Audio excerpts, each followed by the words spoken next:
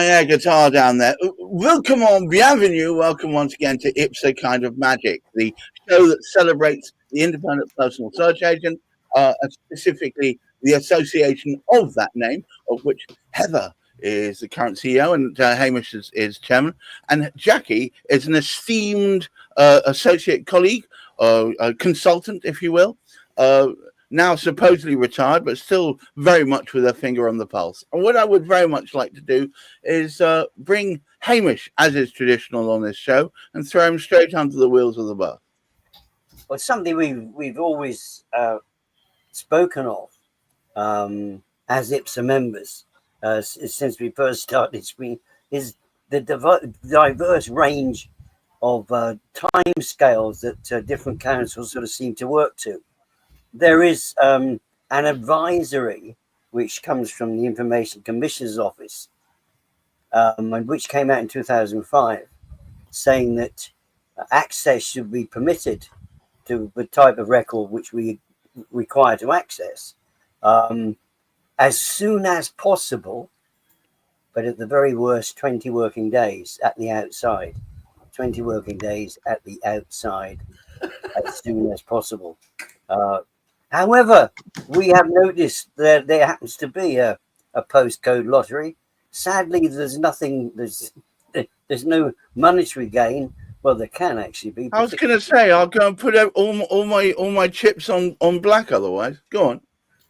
The sad thing about it, there can be a monetary loss if people are going to actually sort of lose as a consequence of that lead time taking much too long and citizens not acting soon enough. There's a combination of several things sort of going on here. However, it is a lottery, and it did come to my attention, I believe it was the week before last, in one day I came across three interesting things. I spoke to one of the searches which came across our decks was in St Helens, and we were told that that would take 9 weeks to get the information back. The next one which came through, which is one we're pretty well used to come through in 3 weeks. We were told actually it wasn't the 20 working days. They'd now gone up to 28 working days. And the third one, down in the sort of southwest, it was 10 working days. Hang on. Am I right in thinking that it's much the same processes being undertaken in each case? No. Why the massive disparity? You ask me these questions and the answer keeps coming up as no. It's because some people have records which are easily accessible and some haven't bothered updating them since the last century. But we have two esteemed guests here who could explain it much more effectively than I can. I'm going to throw Heather mercilessly into the mix, into the lion's den, as it were. Heather, time is an illusion, it seems. So lunchtime, doubly so. Yes. Well, so it depends. I mean, obviously, when you do a search, you've got several components to it. You've got your land charges part, which if the council that you're working with has migrated their data to land registry, that is available instantly. Needs refining, but it's instant. Other councils, you still have to wait for their land charges, and that can be anything from 24 hours to, as we've just been hearing, a number of weeks. Then on the other hand, you have the other information we need: planning, building control, highways, etc., etc. Planning you can usually get fairly quickly. Building control varies from instant to 20 working days and beyond. So obviously what Land Registry have said is we'll get everything online, so it's all instantly available. But that project has already been going on for a number of years and is still ongoing. So there are a lot of councils that will still be several years before their data is online for land charges. Land Registry are also now instigating a pilot to look at how feasible it would be to encourage local authorities to provide building control and highways information instantly and free of charge, which would make everybody's lives a lot easier. But I think we're a long way off that. But there's an interesting one came up. Hamish says a lot of them haven't updated their records for centuries. That's very true. But also the updating of the records can cause its own problems. For example, Newcastle City Council they got in touch with all the people in their area recently saying, we're going to be replacing our land charges IT system. And as a result, we'll not be able to process any searches from the 30th of May. And the start date was due to be around about the 23rd of June at that time. So it was about a 3-week gap, which was manageable if you were able to keep in touch with your clients. However, that was delayed and delayed. And the IT company are behind on installing our new system. We're likely to be live by the end of next week. That was on the 27th of June, rather. But that still hasn't happened. And now we're not able to get any response from them. So there is nothing happening in Newcastle. And that isn't just for search firms like ours, our members of IPSA, but that is also for solicitors that deal directly with the council. There is nothing happening. And that obviously affects the house buying public. So sometimes it's the old data being updated, which can cause the problems. Wow. So updating data, notwithstanding, Jackie, it's surely getting information should be consistent across the board, assuming they haven't decided to update the Etch-a-Sketch behind the scenes. You'll find with councils, because they all work to different systems, they have different amounts of staff. Excuse me, my cat's just waving at me. Yeah, they all have different systems. They all have different ways of storing information.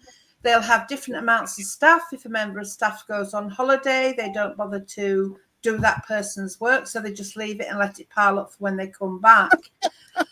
The trouble is, it used to be that land charges should get their research results back within 10 working days on their own searches. But because they're not monitored, nobody does anything about it. People just think, well, we'll just get them back when we can. It's always been a postcode lottery, and the prices have differed from council to council for years and years and years. And this is why the Land Registry took it up, because it was a postcode lottery. But the trouble is, yes, as Heather says, on a lot of councils now, we can get the land charges instantly, where at other councils, you can be waiting weeks and weeks and weeks. They all charge different prices because, again, it's members of staff, what overheads they've got to cover. And that is the biggest problem. And the thing is, as we say, it's then affecting people's house purchase completion dates. And it's not all councils, and it's not all council workers, but a lot of them have the attitude, well, it's not my problem. I'll work at my pace. I won't rush. I won't treat anybody's searches as urgent, no matter what.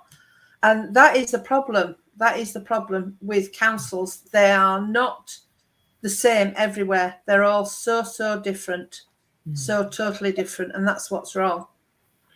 Hamish, should there not be a single standard that these councils adhere to? I mean, forgive me, I'm coming in from the outside and just thinking logically. It seems that, as you say, it's complete lottery. Well, logic is not appropriate because if it were, we would get the same. We would actually get the same response for each of them. The majority of the councils have always all been paid significant sums of money to update their records. To in actual fact, I'm pretty well convinced, and perhaps our two experts can advise me here.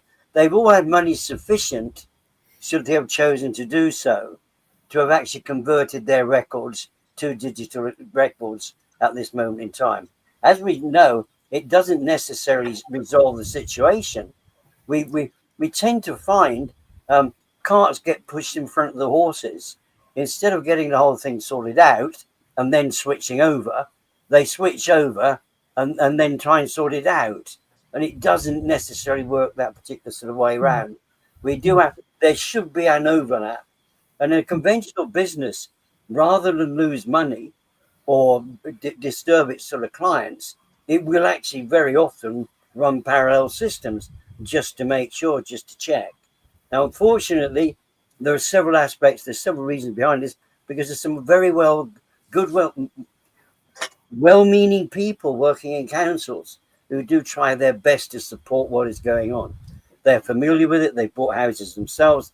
They really want to try and do the best for the residents, the local residents. At the end of the day, the local residents are paying for not just their salaries and their holidays, but their pensions besides, and very often their parking places. So basically, they really are reliant upon their residents for their total welfare. Yet it doesn't appear that way. And as I said, there are various different reasons for it. That lottery does persist, unfortunately, because when we started off with, it was over 366 councils when we first got going. I think it was 368. We now have reduced them. That in itself hasn't sharpened or improved the situation. In fact, if anything, it's made it worse. Because obviously what we're trying to do is mesh together different types of systems. And many records, of course, when they started out, when we actually sort of go back to 1957 as an example, it wasn't assumed that we were going to have computers that would actually be doing all of this for us. It was assumed that it would all be written down. People would be reading what we'd written down for centuries to come. I think the one of the important points to note here is that although there are significant delays in some areas, the vast majority now are within sort of the 2 to 3 weeks time, which is a very acceptable time frame for most transactions. When you think the length of the transaction is often 6 months now. So it does seem to be, there's probably only 5 or 6 councils where there are currently significant delays, and they've all got various reasons for that, not reasons that we particularly accept, but they are sort of valid reasons. So one of the things that we do for our members is if they feel that their work is being put behind the council's own work, we can help members then to write to the council in such a way that they remind the councils of their obligations to treat us the same. They shouldn't delay answering our questions any longer than they delay answering their own customers' questions. It should be a level playing field. So one of the things that we do for our members is we help them, we give them the guidance, we give them the legislation, and we say, right, here's a template letter, send that to the council, let us know what happens. And then if they don't get a very good response, then eventually we wade in and say, our members are saying this, what are you going to do about it? But that's kind of difficult when there is, like, for example, with Newcastle, it's an IT issue. They literally cannot access their computers. It's infuriating. It's frustrating. It's probably as frustrating for their staff as it is for all of our members. There's not really much we can do about that as far as legislation is concerned, other than perhaps make sure that the people in high places are aware of it and what's going on, to put some more funding in there to get it sorted out quicker, perhaps. But yes, most councils, they will try to do the best job they can, but there are, some that are particularly obstructive or not helpful. But yeah. And you mentioned the money as well, Hamish. As far as I'm aware, there was money set aside for all the councils that were going to digitise their records, but they have to get so far down the process before that money is released to them, I believe. I don't think it was just given them up front and then they can say, well, we'll do it in 5 years' time. I think they had to be in the process and then that funding was released. And I don't know whether that funding covers the cost or whether it's just a contribution towards it. Having worked in IT for many years, I know full well that there's many a slip between cup and lip. Jackie, this is 2025. You would have thought that by now there'd be a solid handle on making sure that it's consistent throughout boroughs. Do you see any progress being made in that? Well, when I first started, which was quite a long time ago, as doing personal searches, one particular council in West Yorkshire, Wakefield, very early on when I started searching, put their price of searches up extremely high. So this would be about 1995. Right. And they put the price of the search up to £114, where other councils were charging, say, 50.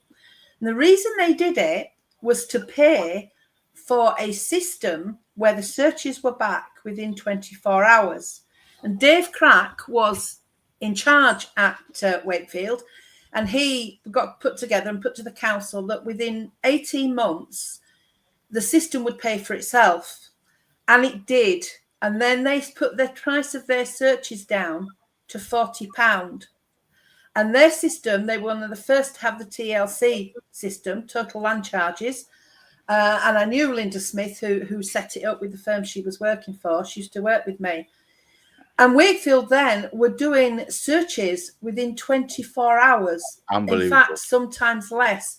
So if one council could do it back in 1995, why couldn't other councils follow them in the precedents they set? And they were absolutely brilliant. And I mean, we could just about compete with them, and their prices just dropped so low.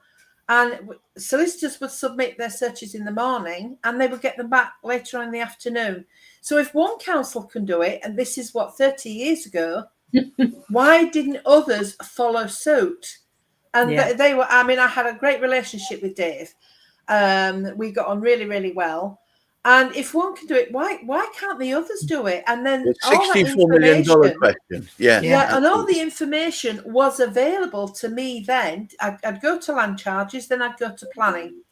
And in that planning department, I could get everything: enforcement, TPOs, I could get highways information, I could get building regs information. It was all there. So if one council can do it, why couldn't every other one follow suit? The trouble is, the actual departments have their hand tied by the upper echelons. Yeah. And they would sometimes prefer the money to go elsewhere. And land charges has always been the poor man of the council. Although they did bring in a heck of a lot of revenue, they still were not treated as an important department. Yeah. But what people forget, the land charges is a statutory requirement. Therefore, they should be kept up to date with technology, etc., etc. And what I cannot understand is that we've gone from paper and pencil, as Hamish says, to technology that is supposed to be better, yet the process has gone from 8 weeks to 6 months. Yeah. Why? So it's ridiculous. Because of disparity, isn't it? It's got to be because of disparity between Hamish. We could talk about this all day, and I don't want to bash any councils or anything. I would rather be a siren call and say it can be done. Jackie's shown an example there where it will happen back in the dark old days, when people were still using abacuses. If they can do it then, my goodness, why can't we do it now? Hamish, would you please have the last word and take us home, please? I think what we can actually say, and going along with what Heather, one of the aspects that Heather mentioned, land registry, against, I mean, many of us, when they first came to us, we sort of fell about laughing. We said, well, you'll never do that. I mean, Jackie actually said at the time, there's no way you're going to do that before I retire. And they were saying, oh, yes, we will. They never did. As Heather pointed out, too, that we're still some years away. We don't know how many years. They're maybe by I don't know. It's just hard to judge. Maybe by the end of the Labour government, assuming the Labour government lasts as long as... I think that what will happen is by the time we've evolved as human beings enough that we purely exist as pure energy, then they'll come through and say, right, we've done it now. Yes, years in the future. It just everybody, we can all print our own money instead of the government's printing money when they need it. There'll be no money. We all live happily underneath the environs of absolutely. But I think that the challenge does exist. They haven't kept their records up. They certainly haven't got the money now to do it. They're short of staff. They're short of money. They're short of everything.